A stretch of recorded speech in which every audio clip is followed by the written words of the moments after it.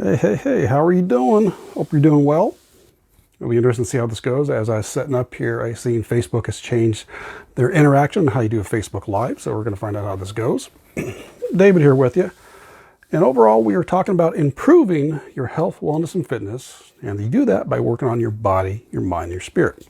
That's the way I found out I was working on myself, and it just took me 15 years to figure it all out. So now I'm sharing tips and tricks I've come with for you, so that way there you can do health and wellness your way. What fits into your life? What works for you? What do you like doing? Now, and I cover a variety of topics. We do stuff literally about fitness. We talk about stuff about mindset and kind of everything interacting together. I want to give you a variety of thoughts now, because yesterday I shared a video about talking about the passing of my uncle and some of my thoughts on that. And with that, I've had some thoughts and said that word several times right now. Let me start over again. My birthday was 3 weeks ago. And anytime that comes up, I always reflect back, which I think a lot of people do. And for me, it's reflecting back more so of things I've accomplished, but as probably what a lot of us do, is things we haven't accomplished. I start thinking about the age. Okay, have I missed things? Have I haven't done this? What am I missing out on? Am I too late? So that factors into it. I also mentioned a little while back, I'm reading the book High Five Habit by Mel Robbins, and I'm really enjoying it. She's giving some points of view in there, which I know of before, but it's being phrased in slightly different, so it's clicking a little different way, which I'm really enjoying. And then with my uncle passing as well, as I shared yesterday, he lived a full life. He's done quite a bit, and I'm going, okay, what can I take that from that? So take all those little ideas and different things that were coming up about the same time.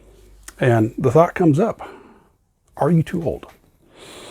I think for a lot of people, this can come up, whether it is a career, whether it is, I'm more emphasizing your health, wellness, and fitness, or whatever it may be. It's like, okay, am I too old? Occasionally it's, I'm too young.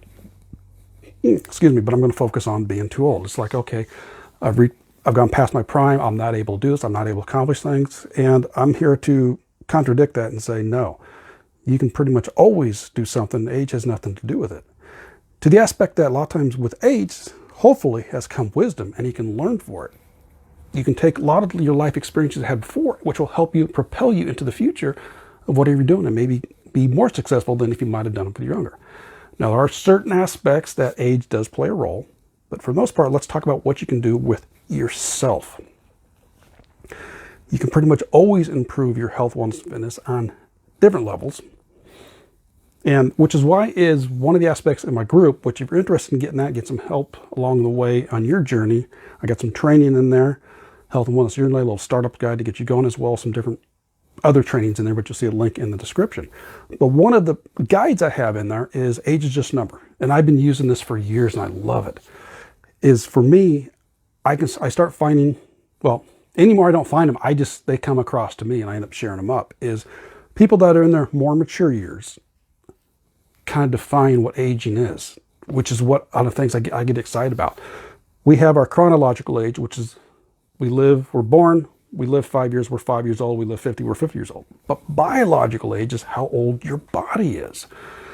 And I've talked about this before, is that you've seen some people that you look at them and they look like they're 100 years old, but yet they're 50, and you're going, what happened? And vice versa. You see some people that might be in their 80s, but yet they look like they're in their 40s.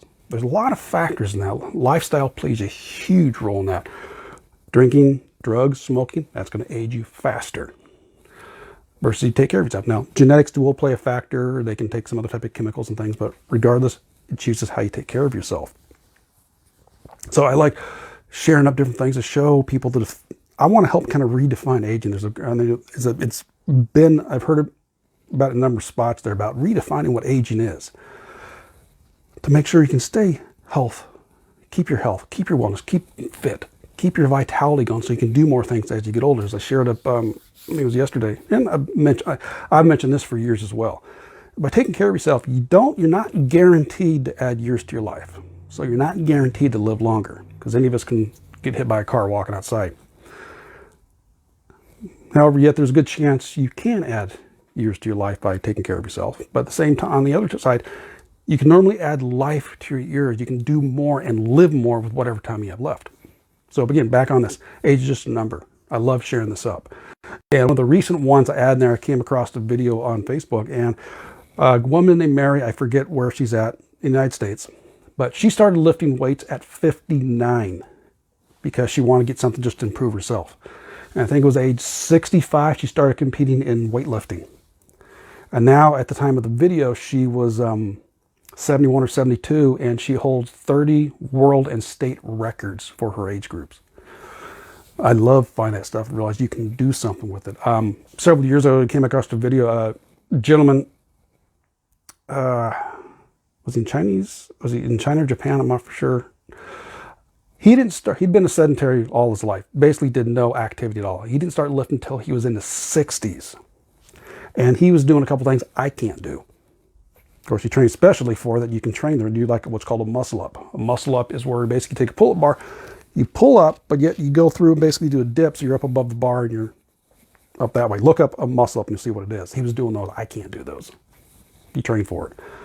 But it's not just that. I was even going through, and so that's physical aspects. You can always prove that. I mean, when you got centurions, those are 100-year-olds still competing. I love seeing that.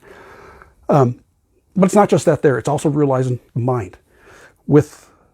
There's times you come through and you realize, okay, I haven't achieved what I want to achieve. I'm still not doing the job I want to do. I'm still not making the career I want to. I'm not making the finances I want.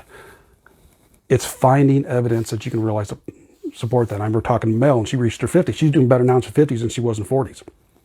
There are several people like that. If you go through and you look at, don't quote me on the dates. I know with Kentucky Fried Chicken, Colonel Sanders, he didn't do it was in 50s or 60s. Walt Disney didn't start succeeding until he was much later. So there's always evidence to support it, which is one of the things I mentioned in the scripture. It goes, what are you looking for?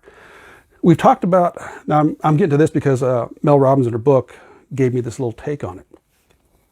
And that was the reticular activating system, RAS. We've talked about this before. And the easiest option is if you start thinking about a certain car you like or interested in, you start seeing that car all over the place.